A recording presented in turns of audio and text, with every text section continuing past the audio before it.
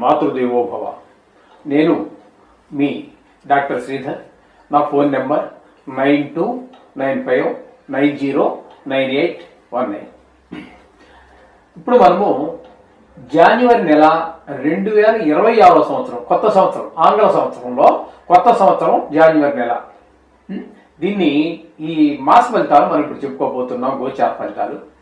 సింహరాశి వారికి జనవరి నెల 2026వ సంవత్సరంలో గోచార ఫలితాలు ఏ విధంగా ఉన్నాయో సశాస్త్రీయ పద్ధతిలో తెలుసుకునేటువంటి ప్రయత్నం చేద్దాము.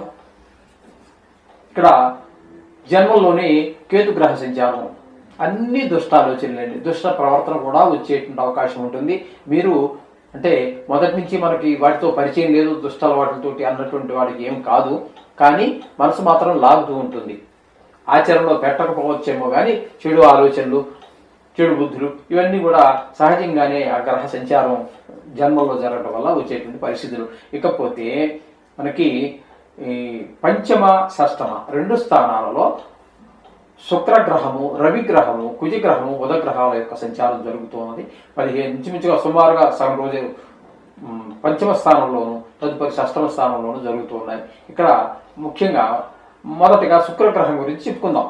ఈ శుక్రగ్రహం మనకి చెప్పాలి అన్నట్టయితే 5వ స్థానంలో ఒక 12వ తారీఖు వరకు జరుగుతూ ఉన్నది. తదుపరి ఆయన షెడ్యూల్ అక్కడ పూర్తి అయిపోయింది. మీ ధనురాశిలో ఆయన సంక్రమణం చెంది మకరంలో ప్రవేశిస్తూ ఉన్నారు. మిగతా నెలంతా కూడా అక్కడ ఉంటారు. ఈ 12వ తారీఖు వరకు 5వ స్థానంలో ఉన్నప్పుడు మాత్రం పిల్లల మీద, మీ యొక్క సంతానం మీద మంచి ప్రభావాన్ని చూపిస్తుంది.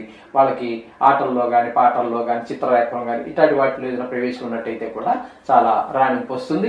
అలాగే విద్య విషయంలో కూడా చాలా రాణిస్తారు. ఈ విధంగా 12 రోజులు మాత్రం ఫలితం ఉంది. తదుపరి 6వ స్థానంలో ప్రవేశించినప్పుడు మాత్రం శుభ ఫలితములను ఇవ్వజాలరు. కొంచెం అనారోగ్యాలు చేసే అవకాశం ఉంటుంది పిల్లలు కాబట్టి. ఈ విధంగా అట్లాగే అనారోగ్యం చేసే అవకాశం ఉంటుంది. మీ పెద్దవాళ్ళకి అయితే కొంచెం రుణాలకి, డబ్బులకి ఇబ్బంది పడేటటువంటి పరిస్థితి అంతా ఏర్పడుతూ ఉంటుంది శుక్రుడు వల్ల, 6వ స్థానం సంచారం వల్ల. ఇకపోతే రవి యొక్క సంచారం 14వ తారీఖు వరకు 5వ స్థానమైనటువంటి ధనురాశిలో సంచారం. 5వ స్థానమైనటువంటి సంచారంలో అక్కడ మీకు శుభప్రదమైనటువంటి ఫలితాలు ఏమి ఉండవు.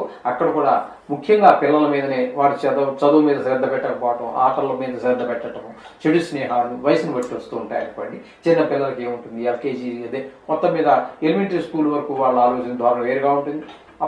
అదే హై స్కూల్ వరకు ఒక రకంగా ఉంటుంది, కాలేజీకి వెళ్ళే వేరే రకంగా ఉంటుంది. ఆ చెడు స్నేహాలు అన్నీ పట్టకుండా ఆ కాలేజీ, ఇంటర్మీడియట్ దగ్గర నుంచి కొంచెం జాగ్రత్తగా చూసుకోవాల్సినటువంటి పరిస్థితి అంతా కూడా ఈ రవి యొక్క 5వ స్థానంలో చెడు ప్రభావం.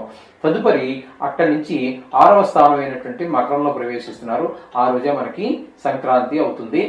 ఆ సంక్రాంతి రోజు నుంచే మనకి 6వ స్థానం కాబట్టి ఆరోగ్యం బాగుంటుంది. అంటే అప్పులు తీర్చేయగలుగుతాము. అప్పు కావాలంటే పుడుతుంది. మొత్తం మీద ధనానికి లోటు లేకుండా భాగ్యము, మహాభాగ్యము. మహాభాగ్యం అంటే ఆరోగ్యం, భాగ్యం అంటే ధనము, దానివల్ల వచ్చే సుఖాలు. ఇవన్నీ కూడా మనకి ఈ రవి భగవానుడు ఈ 15 రోజులు అందించబోతూ ఉన్నారు. ఏమిటి, సంక్రాంతి నుంచి నెలాఖరు వరకు ఎవరికి, ఈ సింహరాశి వారికి. అలాగే కుజుని యొక్క సంచారం తీసుకున్నట్టయితే 5వ స్థానంలో 15వ తారీఖు వరకు ఉంటున్నారు. తదుపరి అంతా కూడా 6వ స్థానంలో. ఈ 15 రోజులు కూడా పిల్లల మీద చెడు ప్రభావం చూపిస్తారు.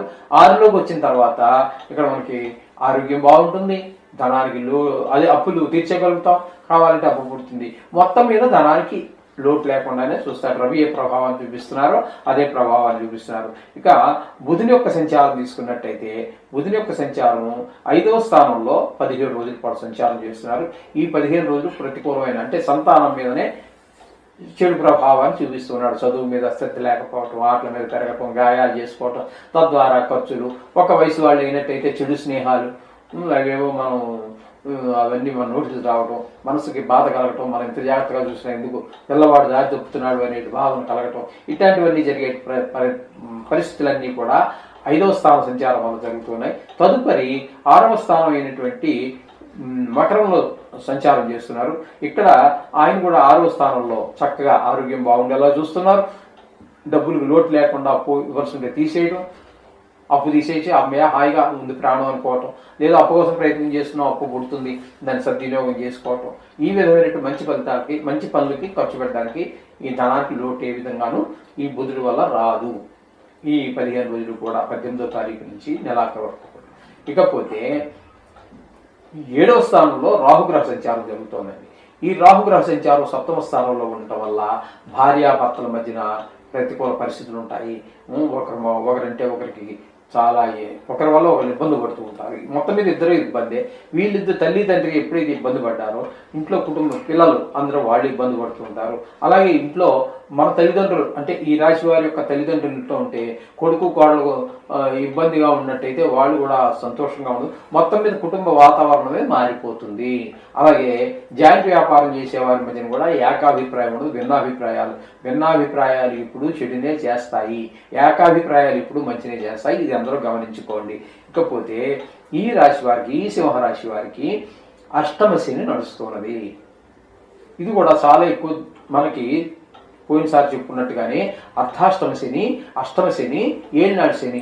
ఏళ్ళనాడు శని అంటే 3 రాసుల్లో సంచారము చాలా ఇబ్బందికరమైనటువంటి పరిస్థితులు కనిపిస్తూ ఉంటాయి. ఇక్కడ మన ఈ 5 రాసుల్లోదే ఇప్పుడు మనకి సింహరాశి వారికి అష్టమ శని అనేటటువంటి కూడా ఎక్కువ ఇబ్బందులు కలిగించేటటువంటి, అంటే ఆయుష్కారకుడు అయినా ఆయుష్ స్థానంలో ఉన్నాడు కాబట్టి ఇక్కడ ఎవరికో ప్రాణాపాయం జరిగేటటువంటి ఆ వార్త మనకు రావటము, దాని ద్వారా మనం బాధపడటం జరుగుతూ ఉంటుంది.